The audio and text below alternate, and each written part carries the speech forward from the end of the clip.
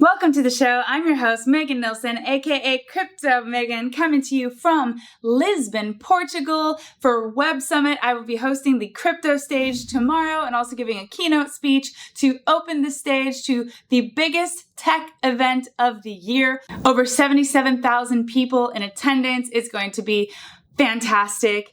And on today's show, I'm going to be getting into yet more fake news about a Blackrock ETF. This time, it's the Blackrock XRP ETF and the other ETF that Blackrock filed for that you may not know about, as well as the coin I don't feel I've accumulated enough of, and I'm going to explain why. I'll also get into this current correction we are witnessing. Is it something to be worried about? And another coin that I've since changed my opinion about and started to accumulate again. And finally, one simple strategy that actually opened up right now the opportunity to take advantage of this strategy that is the ultimate set it and forget it, because we are currently witnessing a macro breakout on one of the charts, but it may not be the one that you think. So that sounds good to you. Smash that like button, hit the subscribe for almost daily videos. I'm sorry I've missed the past 2 days. I've been traveling, but I promise to keep you updated on everything important in the news that moves the markets. So without further ado, let's get right into it. So yet more fake news out of Blackrock ETF filings, and this time it's about XRP. The story's actually kind of strange, and it's left people really wondering just what is happening behind the scenes. Let's get right into it. So XRP jumps then dumps on fake Blackrock XRP trust filing. So the pump was about 12%, which is not great, but it's not huge here in the cryptocurrency market. It's just another one of those news stories that moves the market. News actually moves the market now, so you can tell we're in a different market environment. So a BlackRock filing suggesting the asset manager was creating an XRP exchange-traded product caused this spike, which it quickly lost as the filing was confirmed fake. But it was reported by a reputable source, The Block. Just like the last time it was reported by a reputable source, Cointelegraph. Is this happening on purpose? It's hard to believe there's no manipulation going on here, but let's read further.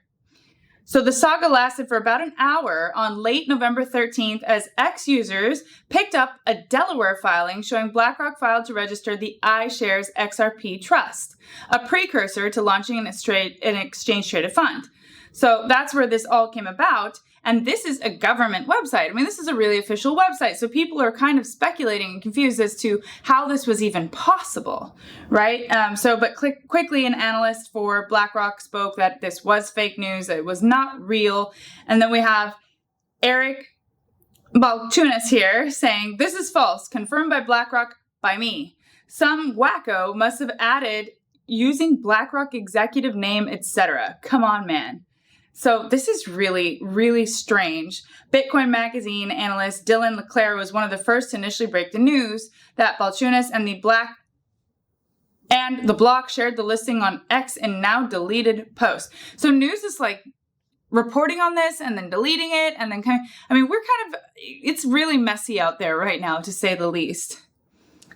So then we've got this other message.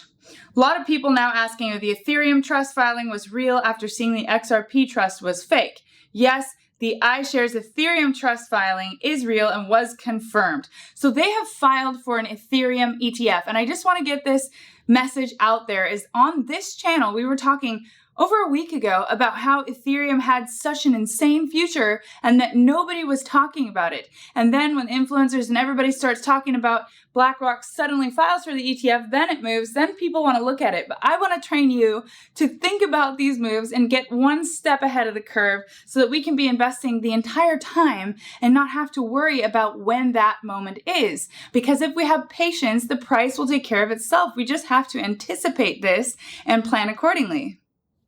So one other interesting thing I found on Twitter was by Good Morning Crypto says, exciting times for BlackRock and XRP. The iShares XRP trust filing stays live on ICIS Delaware after 6+ hours. Others reported 1 hour. If this is fake news, why is it still active? And then he goes on to say this. To apply, you need 2 notarized witnesses, grantor signature, and registered agents verifying identity. Do you believe BlackRock filed an XRP ETF application? So he's saying here that it's not that easy for a mistake like this to be made, and people are wondering, is this real? Is this fake? Look, if you believe XRP has a future after basically clearly winning their case outright and moving on, and now it's been deemed not a security, and the use case, which is cross-border payments and remittances, I mean, if you believe in XRP as a foundational coin to the future of this market, you should not be waiting for Blackrock to confirm they're filing an ETF. That is not the move. And especially if you're not a trader, you have to decide one of two things in this market. Are you an investor or are you a trader? Okay, because if you're a trader, then you should dedicate your time toward learning how to trade. And if you're not, if you're an investor, then you should just zoom out, try to understand where we're at in the bigger picture, and place your bets. Not financial advice, because everybody's strategy is different, but that is what I am doing. I am dollar cost averaging. So if you hit the highs of last week, now you're coming into the correction of this week, and that is how it averages out over time. And if we know what we know to be true, it's not going to make a huge difference in the grand scheme of things. So I also want to go over something else that a lot of people ask me. Well, when you first started, who did you follow? How did you learn? Look, I'm not normal because I did thousands and thousands of hours of research of founders, interviews, scoured YouTube, books, everything you can imagine, and also just on the ground with the actual founders of the coins themselves, going really deep. But finding people with good information to follow that will guide you in an ethical and a proper way and actually want to help you win is an art. Like finding people that actually help support your thesis or give you clues to kind of like fit into what you believe to be true.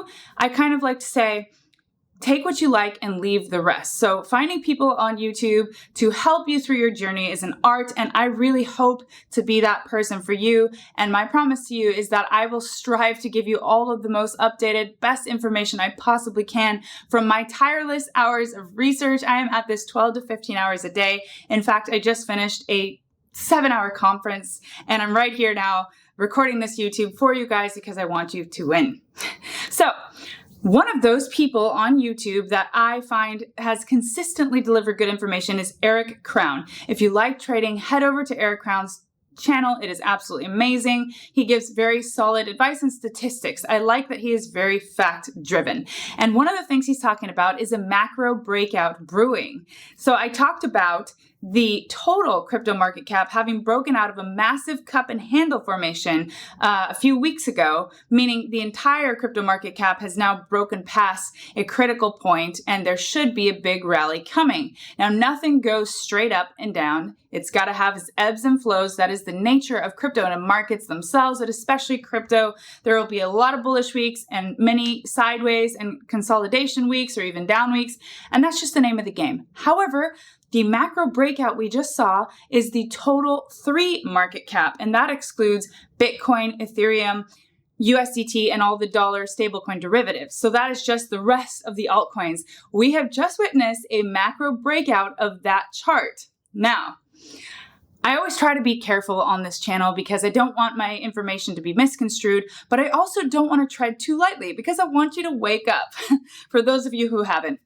And Eric Crown on the channel, he basically states, which I also believe, if you were to close your eyes right now and pick one of the top altcoins after this macro breakout, place your bets, and come back within 6 months to a year and a half and take your profits, you'll probably do pretty well, and your success is nearly guaranteed. Most recently, where I'll look at some of the shitcoins and I'll just be like, if I just bought here, if I theoretically just bought here, like a year earlier, and I didn't even really look at the chart and just said, hey, it's a macro breakout, let's get long. Didn't really have to do all that much, and just had to really wait for the next 6 months to a year and a half. And well, the market did return quite generously, let's say. So, if you are that type of person looking for those more long-term plays, maybe it's not the worst area to be getting in. Of course, it's not financial advice. I'm not a financial advisor. That's just my opinion. And in this case, it doesn't mean that there's going to be pullbacks. In fact, coming into a region like this, there probably will be a short-term pullback, certainly. But higher-term timeframes, are setting in higher lows and likely drives of continuation here as the reversal does complete. Now, please do not give me all kinds of crap for that in the comments. I just simply want you to understand that this can be a much easier market, a much easier time for you as an investor than a lot of people make it, because they're so stressed about missing a pump or swapping over to the next coin or that. I don't think that the majority of you want to be traders. And if that is not the case, then just decide which of the coins do you want to start allocating to and why, and just start doing it. Not financial advice again, but that's what I'm doing, because as soon as we break out on this chart, we're off to the races. And that is what all of the previous cycles have indicated since Bitcoin's inception, basically. So when we start breaking bullish on these charts, chances are, even if it's, especially as Eric Crown says, if it's a newer coin, because the interesting thing is Solana wasn't even around last time we were having these huge market outbreaks and altcoins soaring. So sometimes the newer coins even do better than the older coins, because it's not always about the technology, but a lot of times hype driven and about what they promise.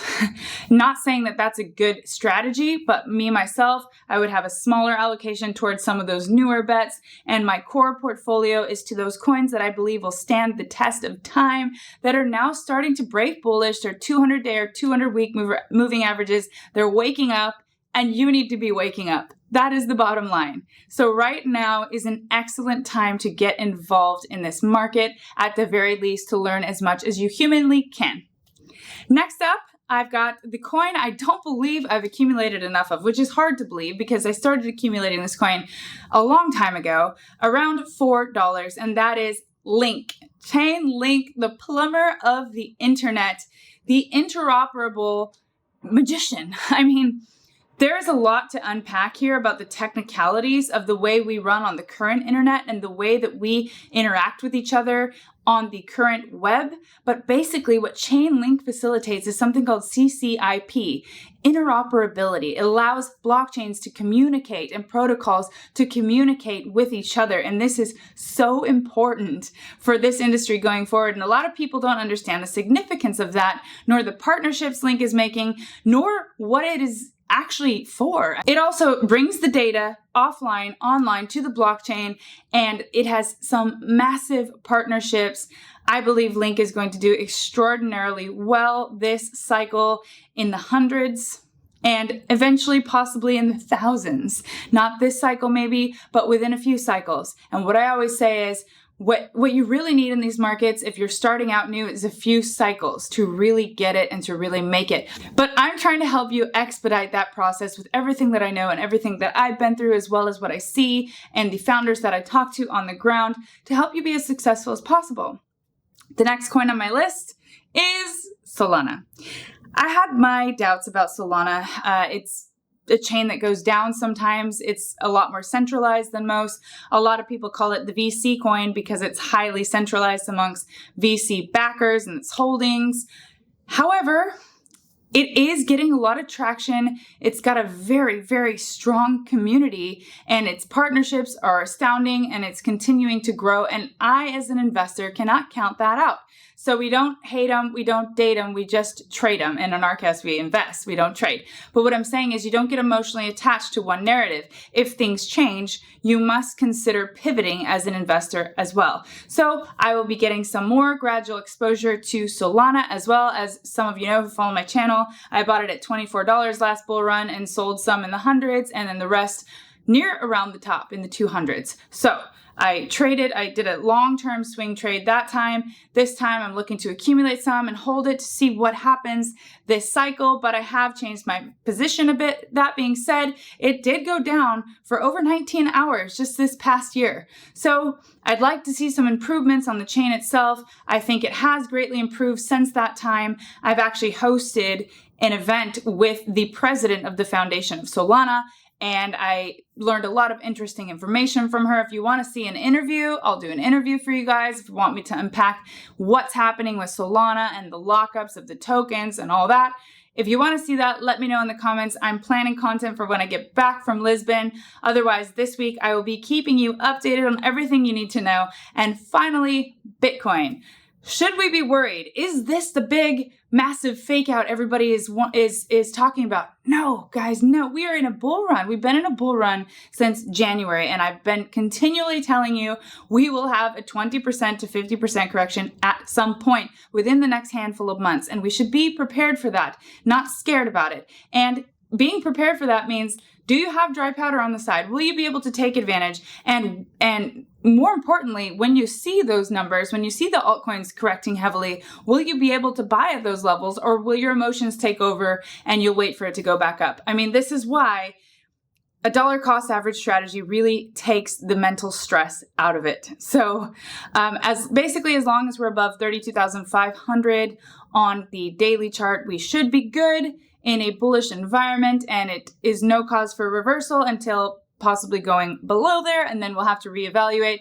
Either way, I am not worried at all. I've had more conviction in this now than I've ever had before, and I cannot wait to tell the world about it tomorrow on the stage. 77,000 people. We are going to get the word out there. So if you want to help me get the word out there, share this video, hit that like. I really appreciate you tuning in. And tomorrow we're going to have some even better content.